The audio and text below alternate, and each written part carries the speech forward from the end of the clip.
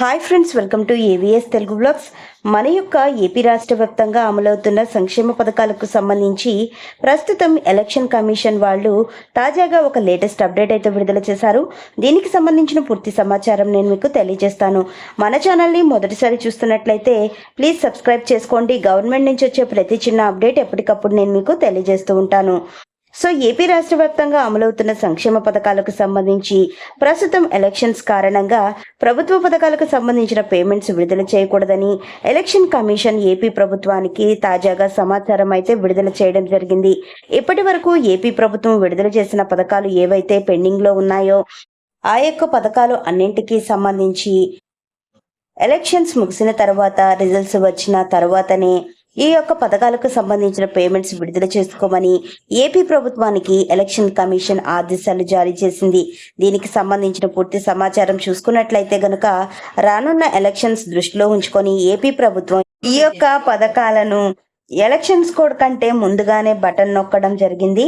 Button నొక్కిన తర్వాత దాదాపు నెల రోజుల వరకు లబ్ధిదారులకు సంబంధించి ఎలాంటి పేమెంట్స్ అనేది వేయకపోగా ప్రస్తుతం ఈ యొక్క పేమెంట్స్ అనేది పడకపోవడానికి పూర్తి కారణం ప్రతిపక్షాలే కారణమని ప్రస్తుతం అప్డేట్ అయితే ఇస్తుంది. అయితే ప్రస్తుతానికి ఉన్న అప్డేట్స్ ఏంటంటే గతంలో చాలా వరకు ఈ యొక్క ప్రభుత్వ పథకాలకు సంబంధించిన డబ్బులు విడుదల చేసే తప్పనిసరిగా 2-3 రోజుల్లో బ్యాంకు ఖాతాల్లో జమ కావడం జరిగేది. అయితే ఏపీ ప్రభుత్వం 20 నుంచి 30 రోజులుగా ఈ యొక్క పేమెంట్స్ ఆలస్యం చేయగా తాజాగా ఎన్నికల కోడ్ అనేది రావడంతో పథకాలకు సంబంధించిన పేమెంట్స్ నిలిచిపోవడం జరిగింది. ప్రస్తుతం మనం చూసుకున్నట్లయితే పెన్షన్ల పంపిణీ అనేది డీబీటీ పద్ధతిలో ఒక్కొక్కరి ఖాతాలకు జమ చేశారు. కాబట్టి టోటల్గా 3 రోజుల నుంచి 4 రోజుల లోపల లబ్ధిదారులకు సంబంధించిన పేమెంట్స్ అనేది ఖాతాలలో పడడం జరిగింది. ఎవరికైతే జమ కాలేదో వారికి ఇంటి వద్దకే పంపిణీ చేయడం జరిగింది.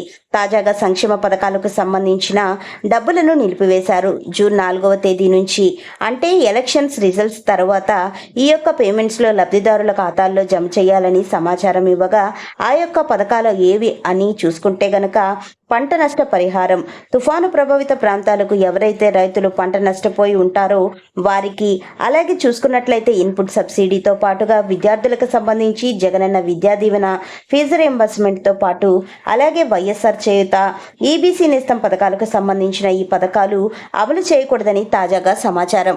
సో ఫ్రెండ్స్, చూశారు కదా, ఇప్పుడు ప్రస్తుతానికి మనకు ఈ పథకాలన్నింటినీ కూడా డబ్బులు నిలిపివేయడం జరిగింది. సో ఫ్రెండ్స్, మరిన్ని వివరాల కోసం, మరిన్ని అప్డేట్స్ కోసం మన ఏవిఎస్ తెలుగు బ్లాగ్స్ ఛానల్ని సబ్స్క్రైబ్ చేసుకొని లైక్ చేయడం మర్చిపోకండి.